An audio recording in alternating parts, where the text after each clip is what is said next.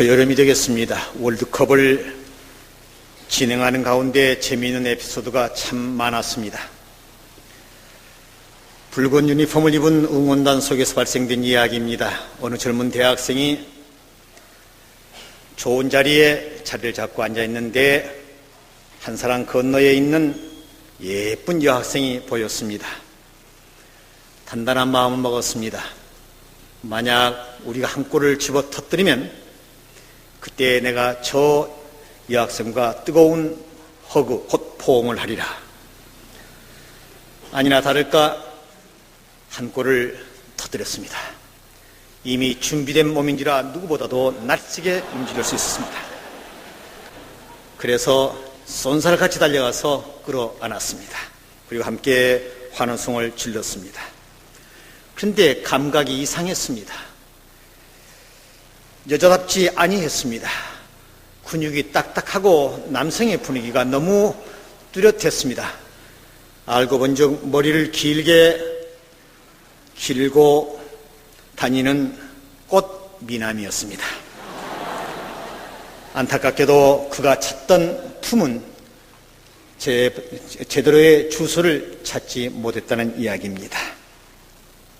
오늘 우리에게 주신 복음서의 말씀은 심오하고 특수한 진리가 가득하게 담겨진 말씀입니다. 이 말씀 속에서 많은 사람이 희망을 찾았고 이 말씀을 통하여 하나님의 위대한 진리는 우리에게 가까이 다가왔습니다.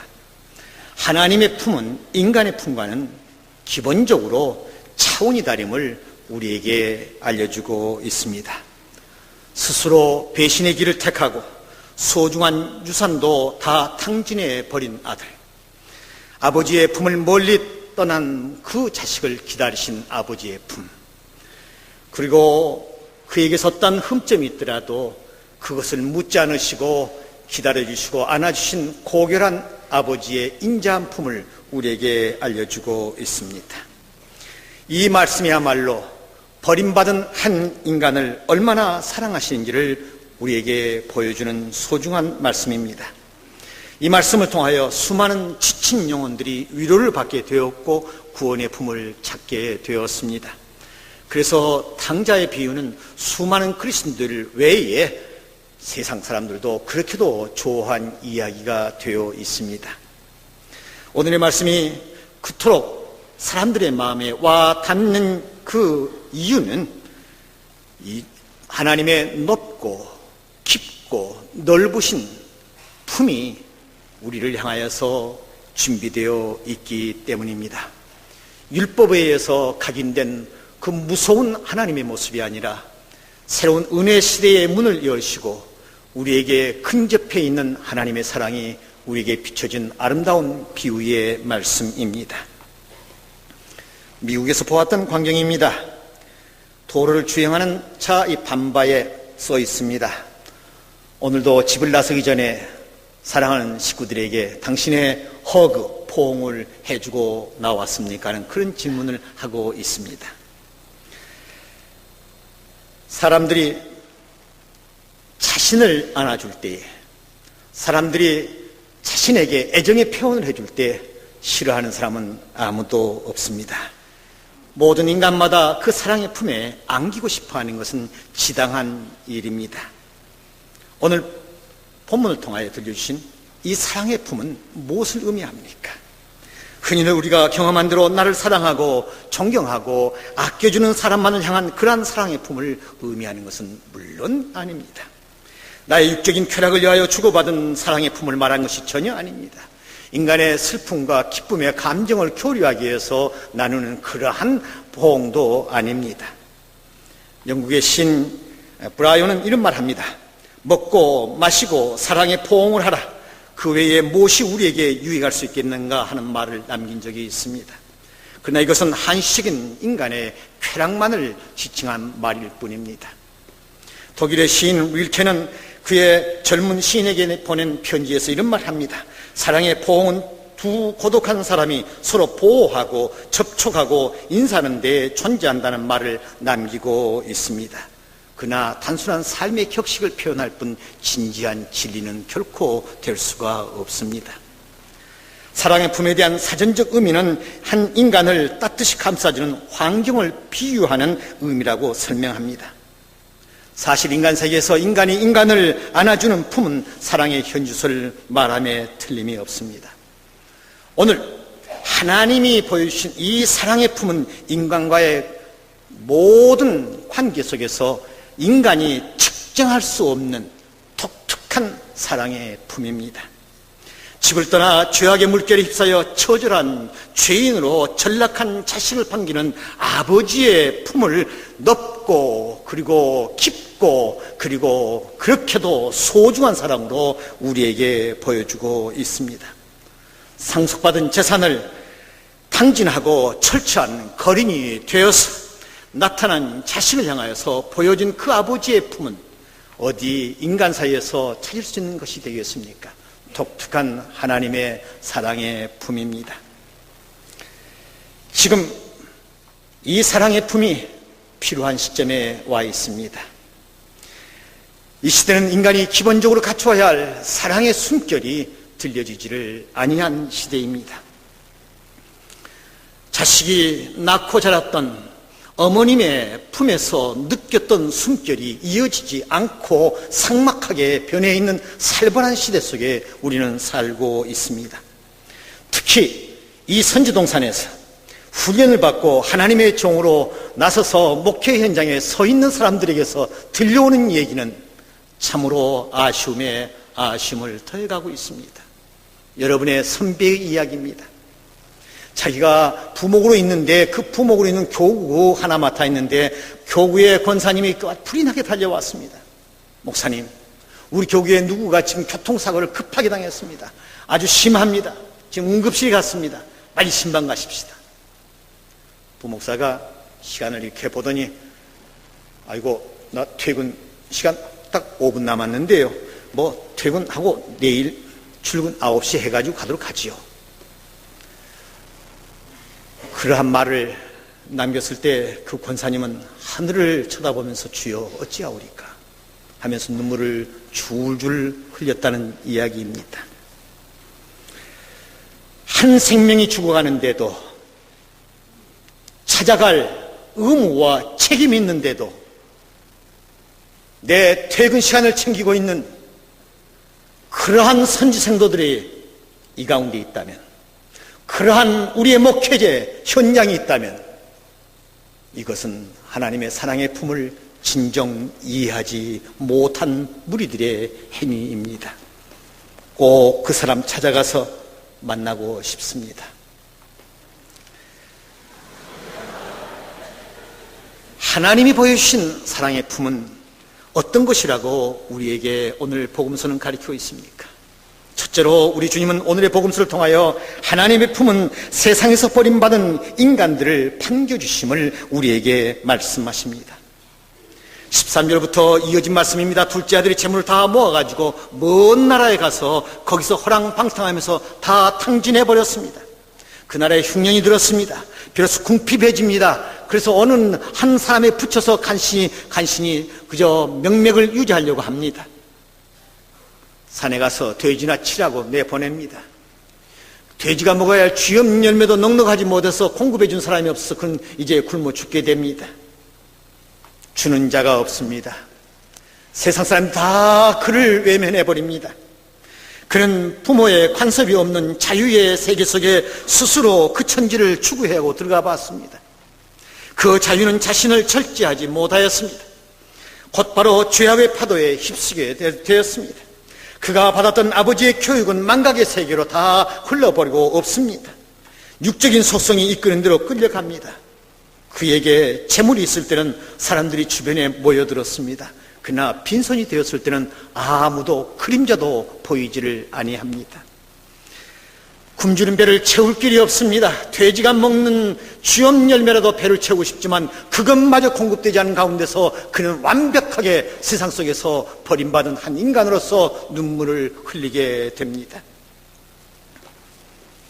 인간 세계는 언제나 잔인합니다. 쓸모가 없는 인간에게는 매정한 눈길만이 주어질 뿐입니다.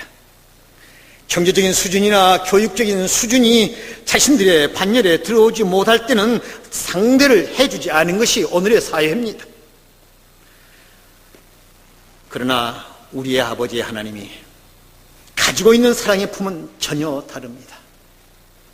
오히려 이 땅 위에서 우대받은 인간보다는 천대받은 인간을 사랑해 주시고 더 기다려 주시고 그를 더 뜨겁게 안아주시는 것이 하나님의 사랑의 품입니다. 비록 그것이 자신의 부주의에서 저질러지고 그리고 버림받은 인간이 되었냐 하더라도 하나님은 그것을 문책하지 않습니다. 추궁하지 않습니다. 원인을 분석하지 않습니다. 그저 안아주시고 사랑해 주실 뿐입니다. 여러분은 세상에서 버림받아 본 경험이 있으십니까? 홀로 눈물을 흘리시면서 외로운 삶의 길을 터벅터벅 걸어보신 적이 있습니까? 그때마다 들려오는 말씀이 있습니다. 내가 너희를 고아처럼 버려두지 아니하고 다시 너에게로 오리라는 이 말씀을 들으면서 하나님의 품을 경험해 보신 적이 있으십니까? 여러분은 버림받은 사람에게 사랑의 포옹을 주어본 적이 있습니까? 그 사랑의 품에 안기고 싶다는 부르짖음이 우리 주변에서 들려오는데 거기에 귀를 기울이고 계십니까? 하나님이 보여주신 사랑의 품은 어떤 것이라고 우리에게 가르쳐주고 있습니까? 둘째로 우리 주님은 오늘의 복음서를 통하여 하나님의 품은 패배자를 반겨주심을 우리에게 가르쳐 주십니다. 17절의 말씀입니다. 그제서야 그는 제정신이 돌아서 이렇게 말했습니다. 내 아버지의 그 많은 품꾼들에게는 먹을 것이 남아 도는데 나는 여기에서 먹을 것이 없어서 굶어 죽게 되는구나. 탕자가 정신을 차리고 자신이 직면한 그의 육체와 정신과 환경을 보면서 그는 드디어 자신이 실패한 실존임을 명확하게 인식하게 되었습니다.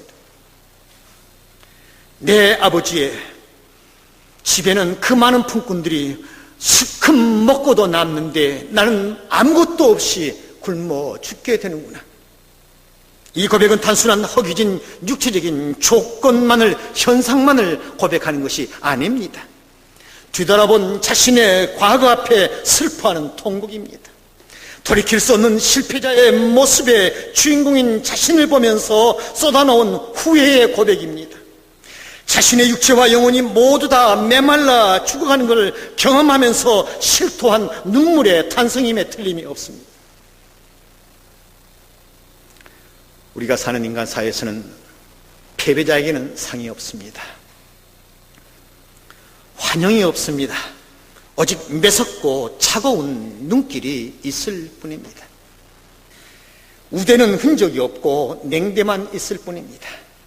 오직 승자에게 칭찬이 있고 뜨거운 포옹이 있을 뿐입니다. 패자가 찾아야 할 자리도 없습니다. 동정의 눈길도 흔적을 찾아볼 수가 없습니다. 오직 승자에게만 따뜻한 보금자리와 환호와 뜨거운 박수가 있으면서 그를 향해서 벌린 팔이, 그를 안아주려는 팔만이 가득하게 되어 있습니다. 지난 월드컵에서 월드컵 경기에서 보여준 갖가지 풍경이 있었습니다. 인상적인 한 장면이 있었습니다. 그 선수는 그 본인에게 미안합니다만 별로 잘생긴 얼굴도 아닙니다.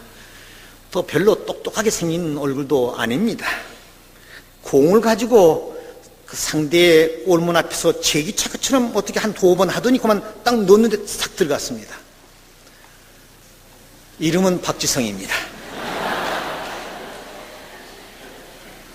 그런데 그 다음에 비춰진 한 화면이 나오는데 히딩크 감독이 두 손을 쥐고 열광적으로 막 환영을 하고 있습니다.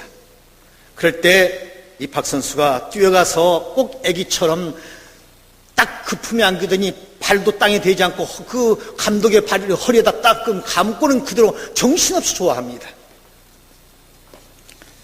어린 나이처럼 매달린 그 장면을 한참 저는 보면서 문득 가슴속에 스스로 자문자답을 했습니다.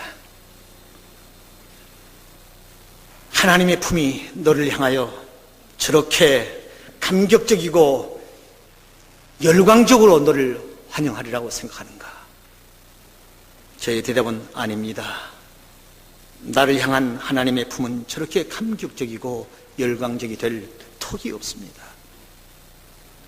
두 번째 질문이었습니다. 나는 어떤 기록을 가지고 하나님의 품에 저렇게 자신 있게 달려가서 저렇게 안길 수 있는가? 제 대답은 간단했습니다. 없습니다.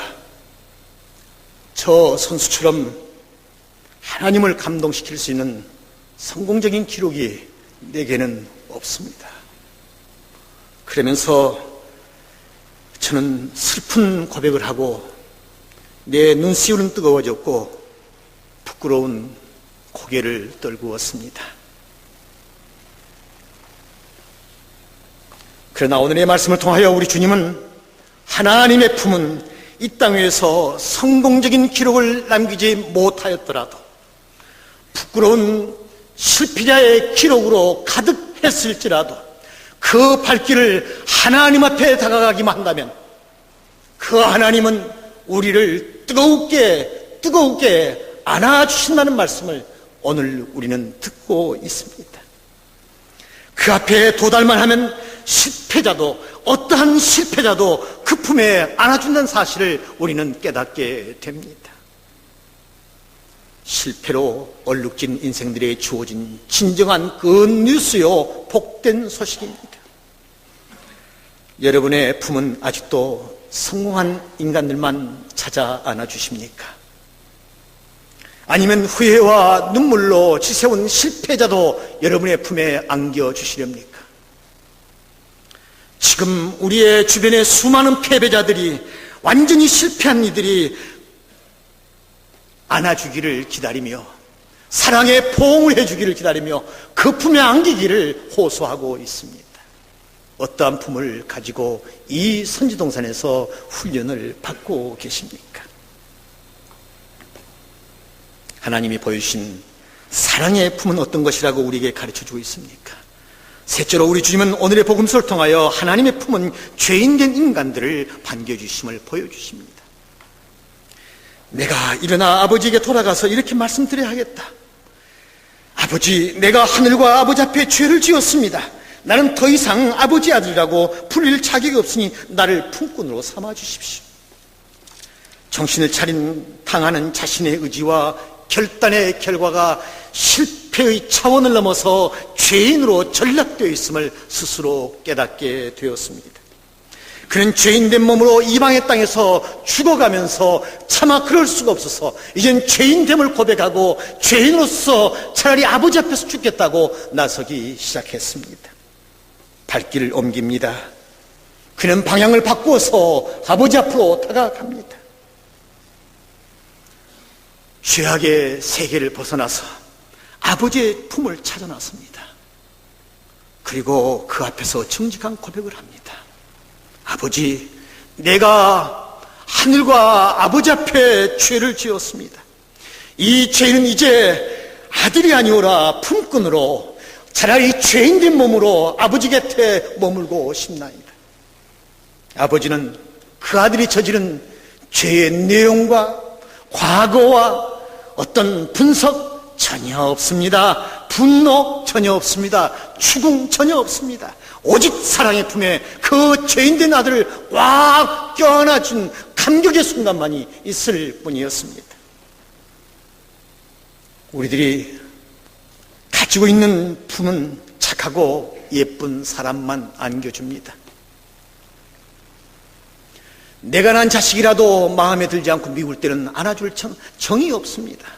그러나 그 자식이 나와서 무릎을 꿇고 아빠 잘못했어야 하면서 엉엉 울어댈 때는 아무리 강팍한 아버지라도 그 자식을 껴안고 함께 눈시울을 적시면서 용서하고 새로운 단계의, 새로운 세계의 사랑을 펼치는 것이 자식과 부모의 관계입니다. 이것은 분명코 창조의 아름다운 질서입니다. 마치 어떤 잘못을 저질러도 언제나 열려있는 어머님의 품과 같습니다. 한 번 더 눈을 들어 보십시오. 하나님의 품, 우리 주님의 품을 한 번 더 눈을 들어 보십시오. 우리 주님, 조롱과 멸시를 당하여도 우리를 향한 뜨거운 그 아름다운 품은 절대로 식지를 아니했습니다.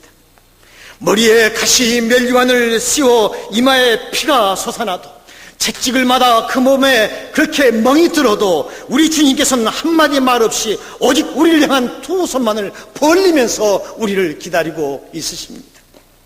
그 옥체에 창이 꽂혀서 심장에 있는 물과 온몸에 있는 보혈이 다 흘렸는데도 여전히 그 팔은 우리를 향해서 벌리면서 오라 오라 오라고 부르짖고 계십니다. 여러분은 의인만을 향한 품을 펼치시겠습니까?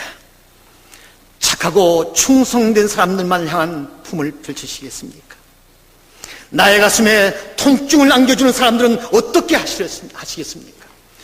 죄인된 우리 자신을 반겨주신 주님의 품에 안기고 싶습니까? 그렇다면 우리는 우리의 사랑의 품도 그렇게 넓어져야 합니다. 그렇게 깊어져야 합니다. 그렇게 높아져야 합니다. 이사야를 통하여서 주신 하나님의 말씀입니다. 야곱의 집이여, 이스라엘 집에 남은 모든 자여 내게 들을지어다. 배에서 태어남으로부터 내게 안겼고 태어서 남으로부터 내게 업힌 너희여, 너희가 노년에 이르기까지 내가 그리하겠고 백발이 되기까지 내가 너희를 품을 것이라. 내가 지었은즉 내가 업을 것이요 내가 품고 구하여 내리라. 너희가 나를 누구에게 비기며 누구와 짝하며 누구와 비교하며 서로 같다 하려느냐. 하나님은 이미 우리를 그의 넓고 깊고 높은 품에 안고 계십니다. 우리가 백발되기까지 그 품에 우리를 안아주신다고 말씀하십니다. 어떤 역경에서도, 어떤 실패의 장에서도, 어떠한 죄인일지라도 안아주시겠다는 것을 오늘의 본문 속에서 우리에게 약속하십니다. 서신서를 통하여 더욱더 분명하게 말씀하십니다. 우리가 비록 당자와 같이 자신의 잘못으로 세상에서 버림받고 패배자가 되고 죄인이 되더라도 하나님은 우리의 하나님이라 일컬으심을 부끄러워 아니하시고 우리를 위하여서 한 성을 예비해 주신다고 말씀하십니다. 그 성은 하나님의 아름다운 품입니다. 하나님만이 가지고 있는 품입니다. 우리가 최종적으로 가야 할 것은 곧 그 품입니다. 그 품만이 진정한 평화가 있습니다. 거기에서만이 항상 기쁨이 있습니다. 거기에 진정한 감동의 찬송이 우러나오고 있습니다. 그 품에서는 겁과 두려움이 없습니다. 오직 영원할 뿐입니다. 기도하십시다.